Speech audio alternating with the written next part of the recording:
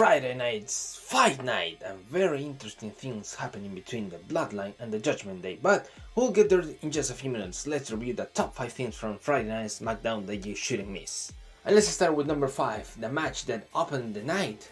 A tag team match between Charlotte Flair and Shotzi facing Bayley and Io Sky. Great match, but the interesting thing is that Asuka appeared at ringside and focused her attention on Io Sky, distracting her and costing Damage Control the match. So Charlotte Flair and Shotzi beat Damage Control, and after the match, Asuka was in the middle of the ring facing Io Sky. So she's coming for her title. She wants her title back. During the night, the match was official, and in 2 weeks we're gonna have that title match between Io Sky and Asuka. Great way to start the show. Now let's see what happened at number 4. The Judgment Day, Damian Priest, Finn Balor and Dominic Mysterio were on SmackDown celebrating that they have all the gold. But they were interrupted by the Brawling Broods. And you know those guys, they really want to fight, and what a fight it was. It was a really great tag team match between the Judgment Day and the Brawling Broods. And after a great match as it was expected, the Judgment Day won with a great final combo between Damian Priest and Finn Balor. I really like the Judgment Day appearing on both shows, Raw and SmackDown. Well, they are the Undisputed Tag Team Champions, so they should do that. That opens the way for more rivals and more new rivals. That's exactly what happened at number 3.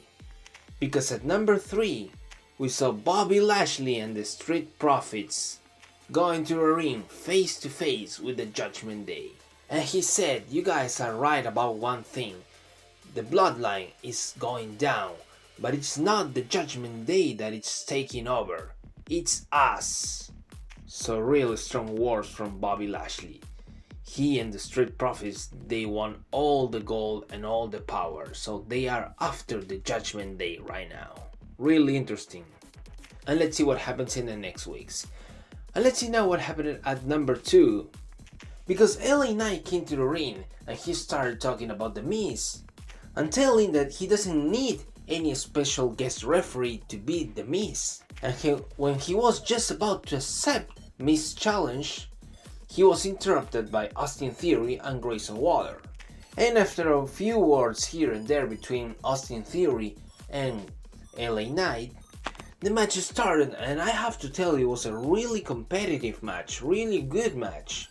And of course at one point Grayson Waller tried to help Austin Theory by exposing the turnbuckle, but LA Knight was completely aware of that, and with his blood force trauma, he ended the match and got the victory.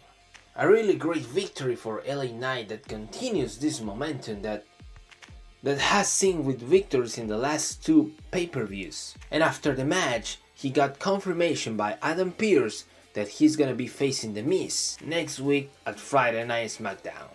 Really great news for LA Knight.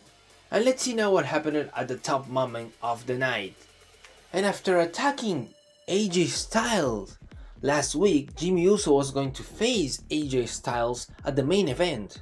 But before that, we saw a backstage segment where Jimmy Uso talked to Paul Heyman, and he told him that he wants to be back with the Bloodline.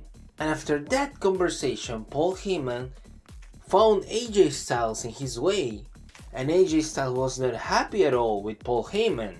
But Jimmy Uso was around to defend Paul Heyman and attack AJ Styles. So it is really clear right now that Jimmy Uso wants to be back with the Bloodline. And at the main event, with Jimmy Uso facing AJ Styles, there was one moment that Solo Sikoa came to the ringside with Paul Heyman, but he didn't help at all his brother Jimmy Uso. And after taking down Solo Sikoa outside of the ring, AJ Styles hit a phenomenal forearm, and that way he secured the victory. And well, immediately he left the ring because Solo Sikoa entered the ring. But interestingly, AJ Styles didn't notice that Finn Balor and Damian Priest were behind him, and they both sent AJ Styles back into the ring in order for Solo Sikoa to hit a Samoan spike.